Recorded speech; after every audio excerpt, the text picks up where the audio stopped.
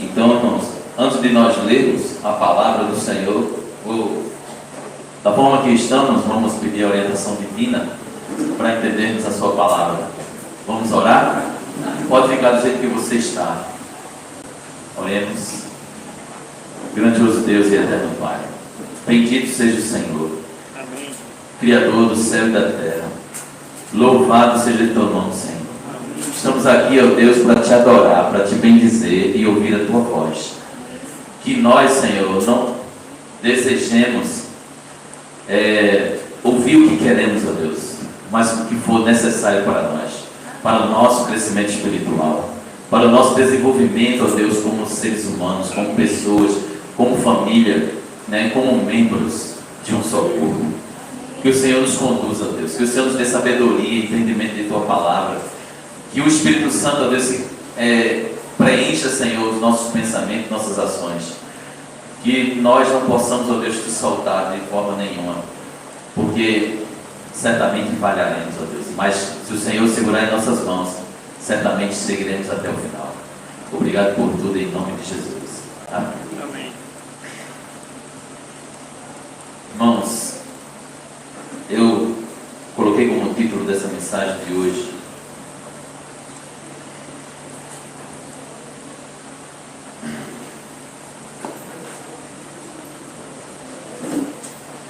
o Deus que chama, o Deus que perdoa, o Deus que restaura e capacita. Amém.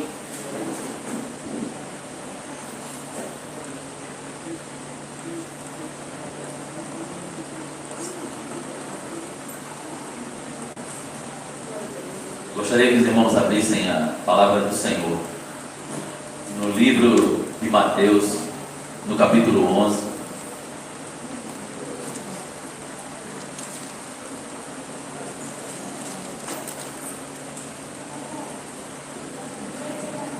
Mateus, capítulo 11, e o versículo 28.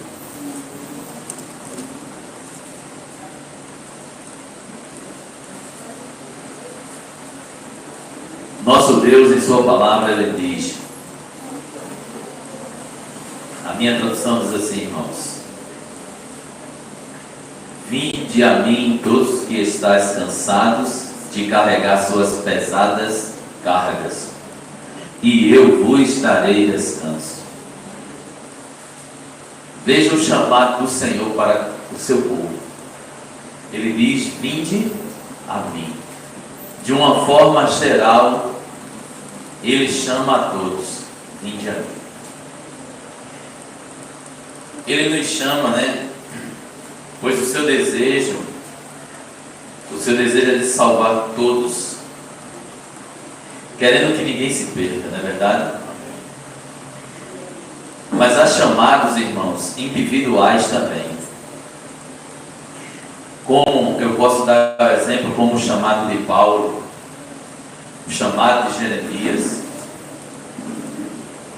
o chamado de Moisés, de Abraão, né? O chamado de Samuel desde o ventre, né, da mãe, o de Noé, o de Pedro, Mateus, João, Tiago, Josué e tantos outros irmãos. Homens que foram chamados por Deus para grandes missões, né? E a palavra de Deus diz: seja forte e corajoso, né? Irmãos, quando nós somos chamados para grandes missões, ele diz para você: seja forte e corajoso. Sabe por que ele diz que seja forte e corajoso? Porque não é fácil ser chamado. Porque você vai enfrentar batalhas, dificuldades, irmãos, e não é fácil a luta de um homem de Deus que é chamado. Se fosse fácil, todos morriam de velhice, não é verdade? Mas todos os discípulos do Senhor tiveram morte, né, por outras pessoas. Certo, João? Mas, irmãos, Deus chama a todos, mas escolhe a poucos. Não é verdade? Vejamos o texto de Mateus, capítulo 22.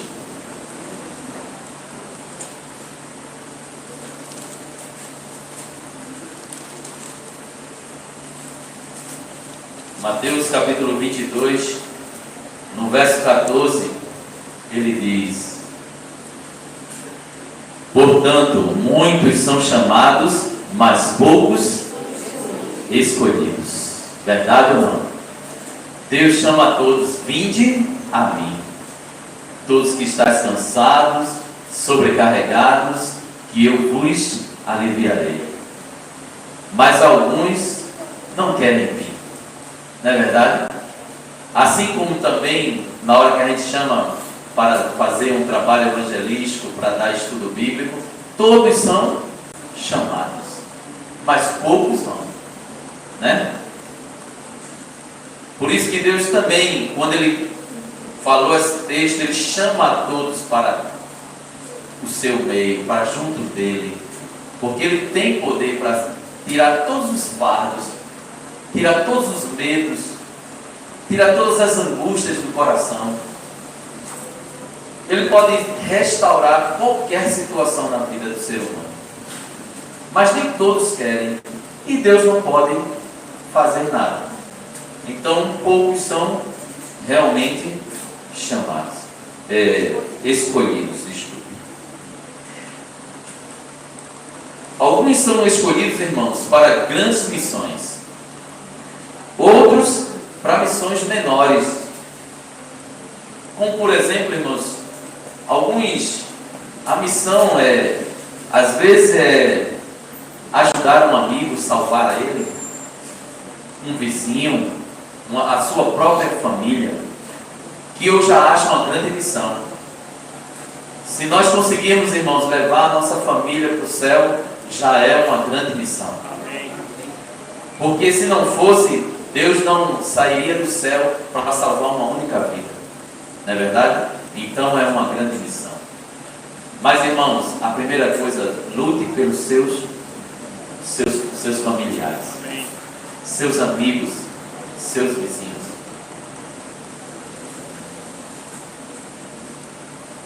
Mas até assim, você até pode dizer assim, pensar dessa forma: mas eu falhei, Flávio. Eu caí em pecado, fui tão longe, que não tem como voltar. Não tenho forças, não tenho coragem de aparecer. Às vezes o medo deixa a pessoa constrangida, né? Porque falhou. Mas eu gostaria que você lembrasse de uma frase que Jesus mesmo citou. Abra uma palavra do Senhor no livro de João.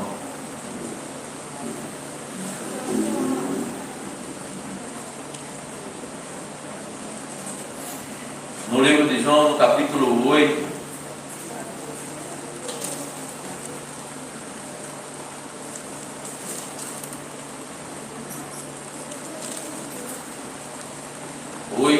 E o verso 11. João 8:11 diz, irmãos, disse ela, ninguém, Senhor. E assim, vamos ler do versículo 10 para entendermos. Quando Jesus se ergueu, não vendo a ninguém mais, além da mulher, disse a ela: mulher, aonde estão aqueles que os teus acusadores, né? Ou aqueles que te acusaram? Ninguém te condenou? Disse ela: ninguém, Senhor. E assim lhe disse Jesus: nem eu te condeno, pode ir e não peques mais.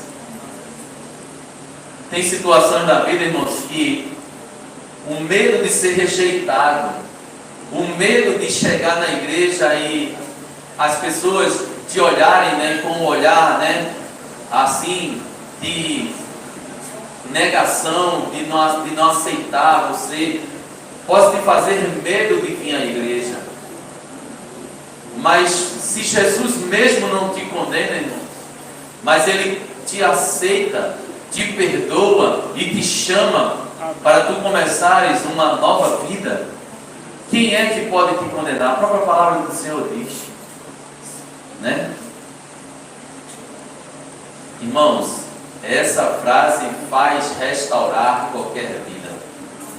Essa mulher tinha sido pega em adultério, arrastada para ser condenada, né?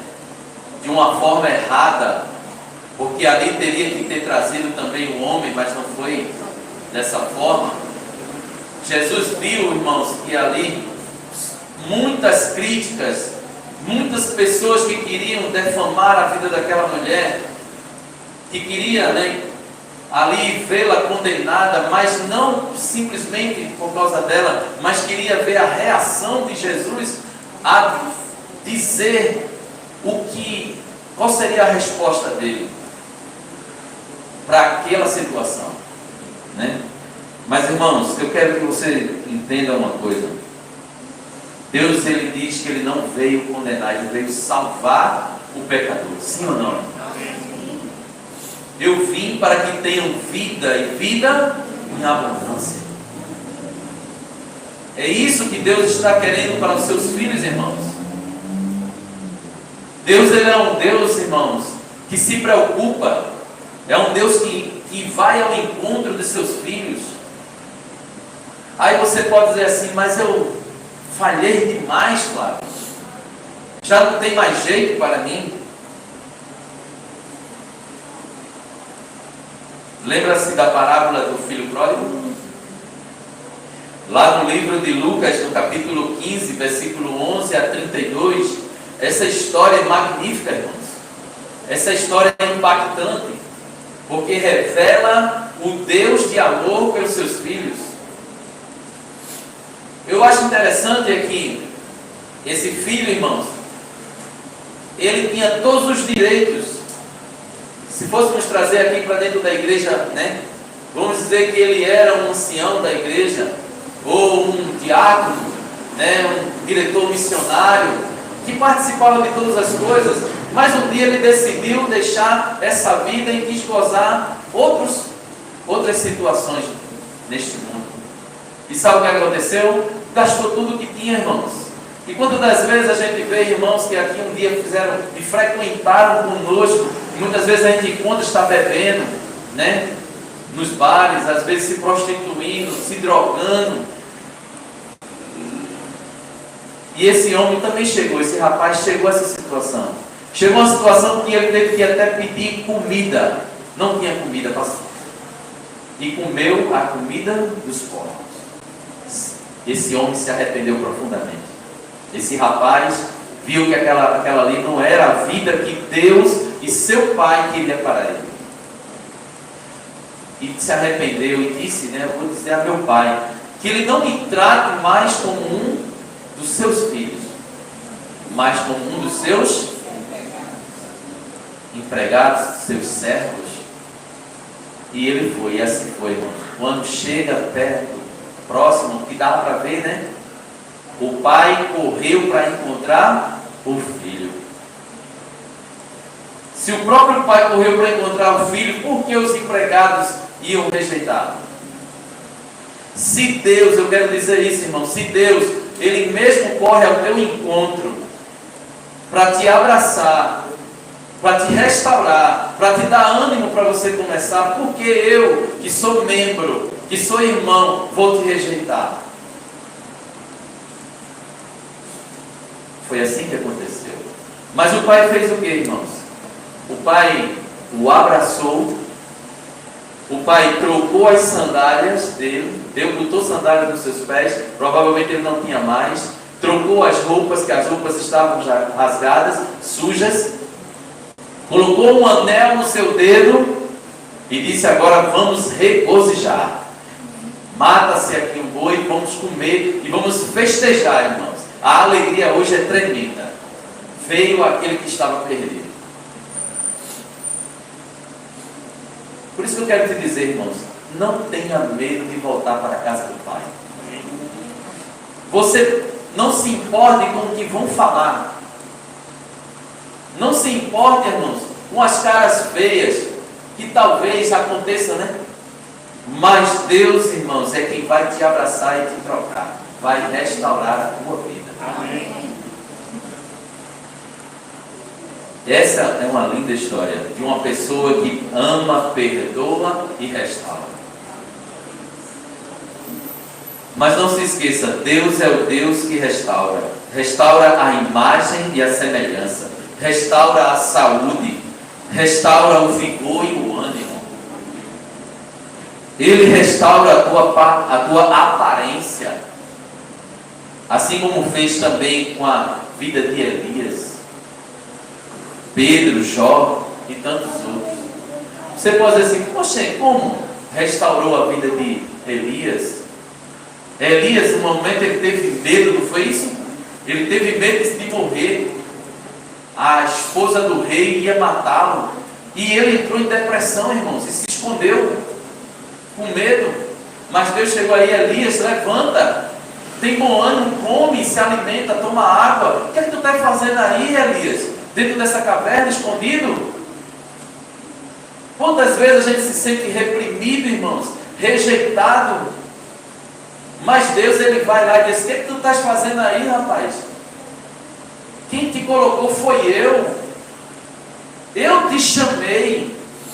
Eu te escolhi. É você que vai terminar a missão. Pedro também, irmãos, ao negar Jesus,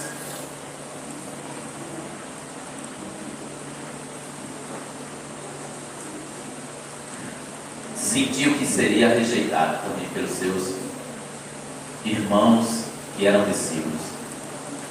Mas aquele encontro maravilhoso lá na beira do mar ali, onde Jesus diz para ele, Pedro, tu me amas?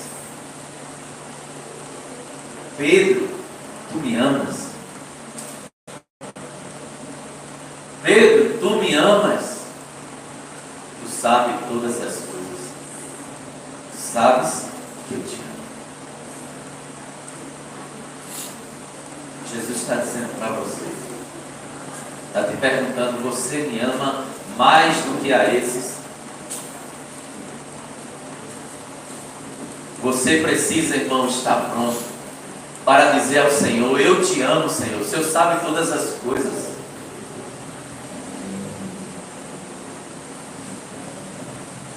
A saúde de Jó também foi restaurada, assim como também todos os bens que ele possuía.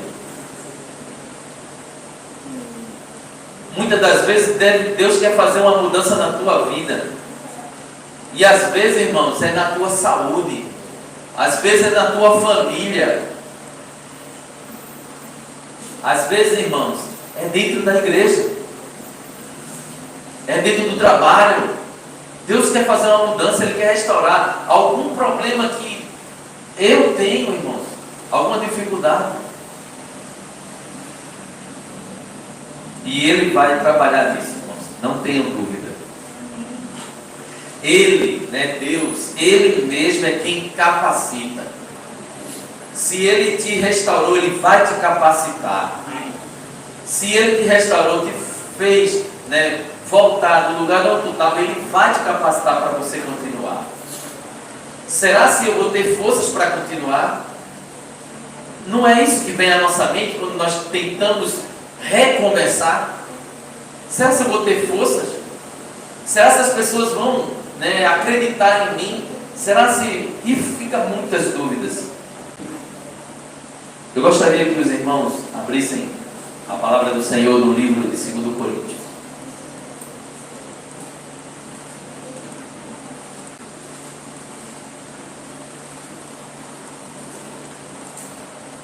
Capítulo 1.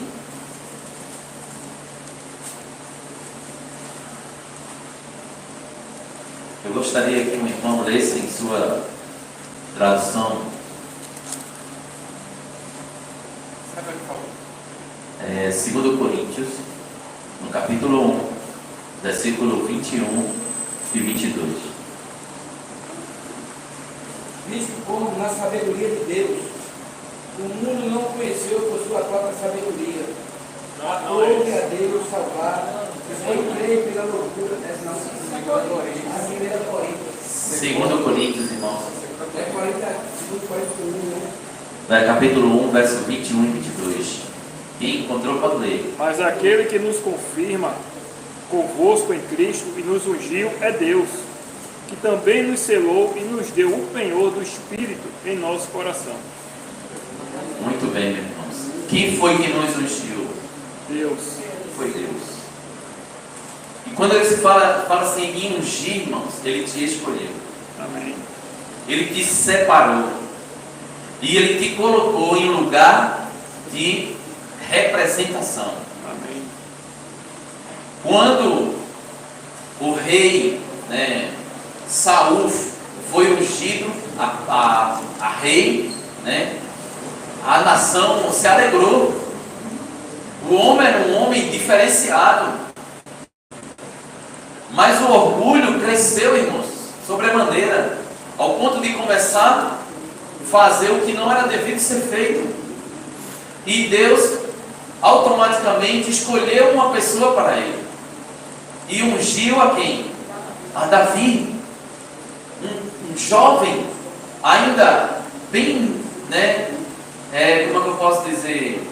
Não tão experiente, começando a vida, ali. Mas era um rapaz, irmãos, que ouvia a voz de Deus. Ouvia o chamado, irmãos. E muitas das vezes o problema nosso é falar demais e não ouvir Deus falar conosco. Você entende? E um certo momento da vida, já Davi adulto, sendo perseguido por Saul, teve a oportunidade de quê? De matar Saul, foi ou não? Ele ainda pegou na sua roupa ali, botou, não sei se foi a espada ou foi uma lança, não estou lembrado agora, mostrando que ele poderia ter matado Saul. Mas ele disse: como eu poderei tocar no ungido do Senhor? Veja o respeito que ele tinha por Deus, pela decisão de Deus de manter aquela pessoa. E se fosse ser tirada daquele local, fosse por Deus. Se Deus te colocar em um lugar, irmãos, não tenha medo. Se Deus te ungir para um trabalho, para uma grande missão, você precisa confiar em Deus. Amém. Todos esses personagens bíblicos passaram por grandes missões, grandes batalhas e foram vencedores. Nada foi fácil, irmãos. Na nossa vida nada é fácil. Para você realizando meus sonhos, para mudar a vida. Mas tudo é prazeroso para fazer no Senhor.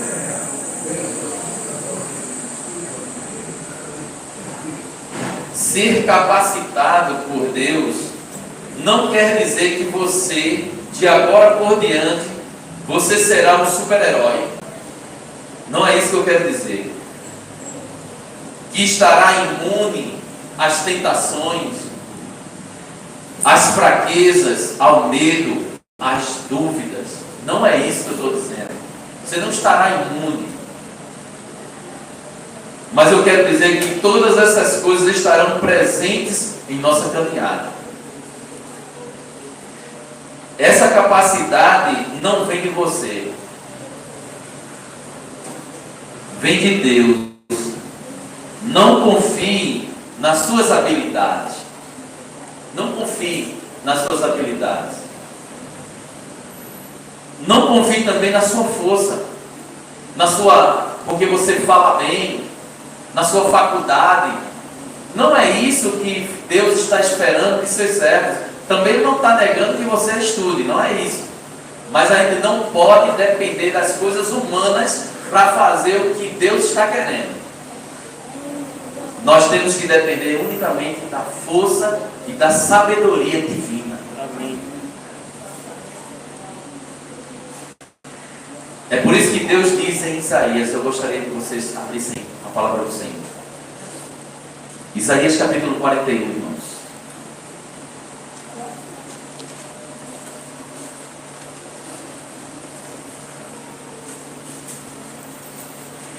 41, verso 10.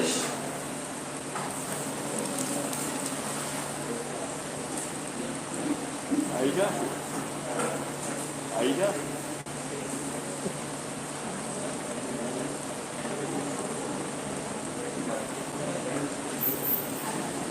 Foi. 41 verso 41, 10. Diz assim, irmãos: por isso não temas, porque eu estou contigo. 2. Amém. Eu te fortaleço, desculpe, não te assustes, porque eu sou teu Deus. Amém. Eu te fortaleço e te ajudo e te sustento com minha mão direita da minha justiça. Na de vocês diz como? Tem uma frase que eu acho mais bonita. Com a minha destra fiel, com a minha mão direita, né? Eu te sustento, não temas. Eu te ajudo, eu te fortaleço com a minha destra fiel. Irmãos, Deus, Ele é o Deus que pode todas as coisas, não tenha dúvida. Quando o homem se coloca nas mãos de Deus, as coisas acontecem. Você, irmãos, está começando um ano de 2025. Né? Estamos aqui no final, iniciando agora o segundo mês. Temos um ano todo ainda para continuar, irmãos. Não sabemos se Jesus vai voltar amanhã, hoje, ou daqui a alguns anos, não sabemos. Mas a tua família tem que ser a principal. Teus amigos, teus vizinhos e todos aqueles que quiserem aceitar Jesus. Você precisa falar para eles que Jesus o ama, que Jesus restaura, que Jesus faz de você o vaso novo. Amém.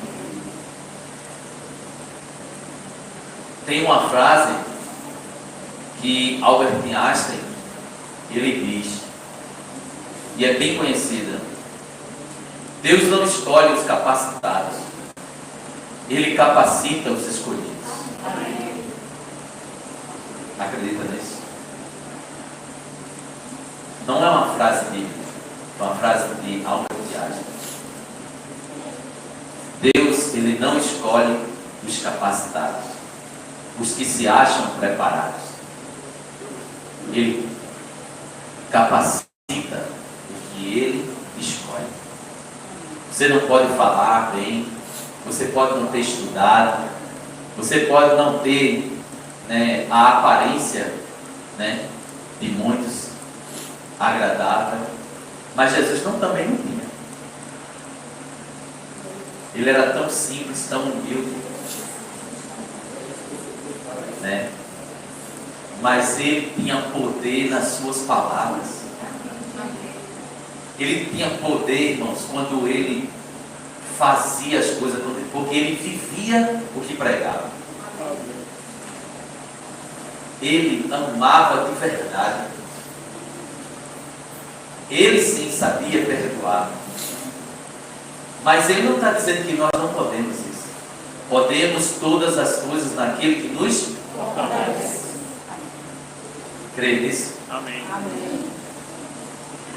Eu falei para o irmão, na lição. Nem quando a gente não consegue fazer algo, ou quando a gente consegue fazer algo de bom, não fomos nós que fizemos. Foi porque Deus, né, nós estávamos cheios de Deus, do Espírito Santo.